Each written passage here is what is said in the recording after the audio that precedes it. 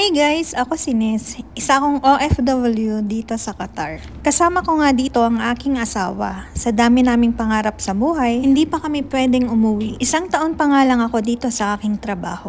At katulad nga ng karamihan, hindi nga lang din kalakihan ng aming sahod. At hindi yun hadlang sa amin para hindi namin matupad ang aming mga pangarap. Sa tutuusin, ang sahod namin dito ay parang sahod lamang sa Pilipinas. Ang kinagandahan lamang ay may palibreng bahay at sasakyan. Marami nga ditong mga Pilipino na magaganda ang kanilang trabaho at may ilan naman na hindi pinalad. At kung minsan, 2 hanggang 3 buwan bago sumahod. Sa sitwasyon nga namin ni Mahal, hindi kalakihan ang sahod pero on time naman. Hindi ka nga mahihiga dito sa banig dahil ang ibibigay nila sa iyo ay malalambot na kama habang may aircon ka pa.